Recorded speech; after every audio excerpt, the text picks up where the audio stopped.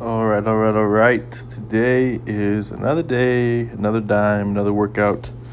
I actually have kind of a story to tell today, so uh, maybe I shouldn't point it out. But there's a girl over there, and when I was setting up and doing my warm ups and stuff, I kind of caught her look. She like looked at me once, and I didn't really think much of it, and then twice, and then a third time. And so I have like a strict rule, not like yeah, it's pretty strict for myself. I tell myself not to talk to girls in the gym.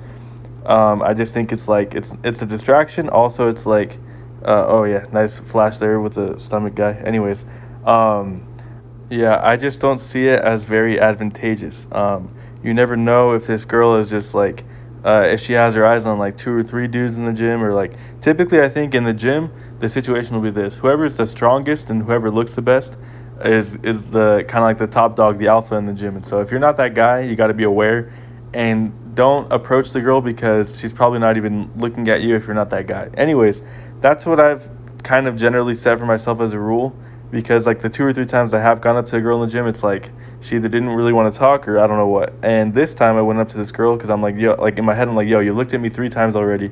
I know girls don't do that on accident. And so I asked her if she was seeing someone, if she had a man, and she said yes.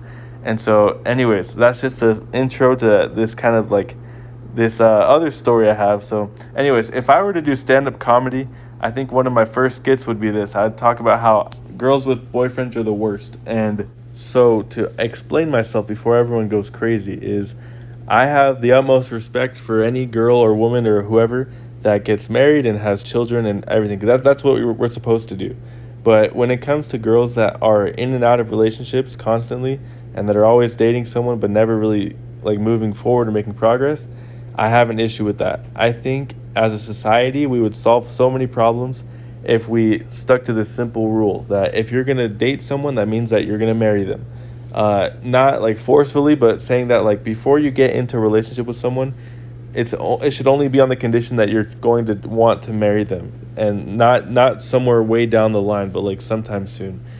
That would free up so many of these nice and pretty girls from their relationships, and would allow a lot of guys to have the actual proper chance to talk to someone and meet someone. Because there's been a million and one instances where I like see a girl and she's like, even like she's looking at me too, and like we're kind of making that initial connection or whatever, that attraction, and I go up to talk to her and she has a boyfriend. It's like at that point you don't have a boyfriend because you're looking for options still. I understand at a basic level how most females like operate in terms of like social interaction. Eye contact is everything for women in my opinion, in my experience, because there'll be times where I'm like out and you see a girl and she makes eye contact and looks away so quickly, like you would almost think that she didn't even look at you in the first place, and that's how they're telling you that they're not interested. And then sometimes you see a girl that kind of makes eye contact and it's just like a microsecond of a difference, but it's like a little bit longer, and she holds it but then looks away. If that happens repeatedly, that means that she's trying to get you to talk to her. And so there's girls with boyfriends that are out there looking around, looking for options. They're on Instagram, looking for likes and validation, and that's just so wrong in my opinion. It's not like an evil thing to do, but under the condition of being in a relationship, I just don't think that's right. Anyways, so to bring this full circle, I have a story about a friend of mine who recently just found out that like the girl that he liked, who was his friend for a long time, actually had a boyfriend. And I've been telling him, I'm like, yo, like girls with boyfriends are the worst, and they're the worst because it's a girl that you would have had a chance to be with, but she's wasting her time with someone that she's not going to marry, and eventually she will be without a relationship and be single and wondering what happened, what went wrong. And so if girls and guys would not date just for fun, it would create so much more opportunity for everyone else to have a decent shot. That's all I wanted to say on that. So now back to the workout. So I did bench press and RDLs today. I started out with RDLs. So I did some heavy squats for the first time since I broke my toe, and my hamstrings were really tight this morning. So my hamstrings and the inside muscles, I don't know if they're called adductors or abductors with the A, B, or AD, I don't know. But those are, I actually feel like the abductor or whatever those muscles are, Those are the main drivers actually, and holding your hips in place while you squat, because obviously your quads drive the upward motion, but I always feel when I squat heavy and I go hard, I always feel like the inside of my thighs like suffer the most. I think it's because I think they connect through your hips and pelvis to your I think it's called the psoas muscle. The psoas muscle is like a deep tissue muscle that's in your lower back. It's like a spinal erector, I think. I could be wrong. But anyways, all that connectivity creates a ton of tension and strain. And so I woke up and I had a lot of hip tightness. So I went and did RDLs to loosen up my hips and my back. And then I worked up to kind of a heavy set, maybe like 80% of my max. Then I went on to bench press because I've been working on it. I want to be consistent. I haven't done it in like a little bit less than a week. And you can see automatically right there, you should have seen it, that the bar went down and dipped to the left. I have that problem, I guess, an imbalance or something, and I'm trying to correct it. But I noticed it on the camera and tried to correct it on the next set. It's important that your hands be placed even, also that your shoulders are level, that your back is level on the bench, because if every single press I do, my left shoulder is a little bit lower and the bar leans towards my left, it'll create major imbalances over time. And so it's something that's got to be fixed. And that's why I recommend lifting with 80% at max, at the most 80% of your max, until you're ready to hit that big lift. But if you do that consistently, you'll be able to spot all of your postural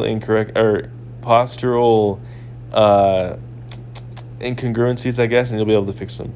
So here's this other exercise, this mobility exercise I'm doing. I call it the Passover, because I made this video yesterday or the other day talking about how this exercise saved me from injury. So this is a shoulder mobility exercise, and when I was doing the overhead squat, I almost let the bar go behind my head, and I feel like I almost dislocated my shoulders.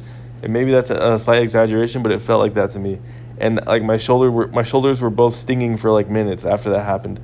And I think it's only because of this exercise and the fact that I'm working my shoulder mobility that I was able to prevent a serious injury from happening there.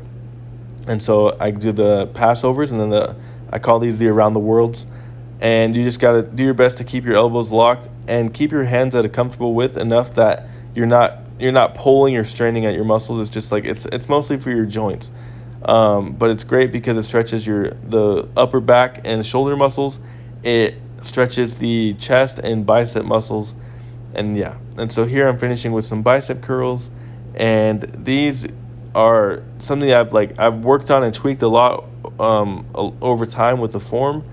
One thing, my advice would be for anyone wanting bigger biceps is to not do a full range of motion. You're kind of seeing me doing the half reps. I'm half chubbing it. If you do a half rep and you go to 90 degrees, that's enough for a full contraction. I don't feel personally that my biceps contract past that point. Once they're at 90 degrees, they're already basically fully contracted. And when you go down, you don't let your elbows lock out, because at that point you lose the contraction as well. It's all about time under tension. And so the more tension and the longer you do it for, the more blood flow and the more the muscle can grow. So that's it for me today. If you have any questions, comments, or concerns, leave them below. If not, I hope you guys have a great day. Thank you so much for listening and watching the video.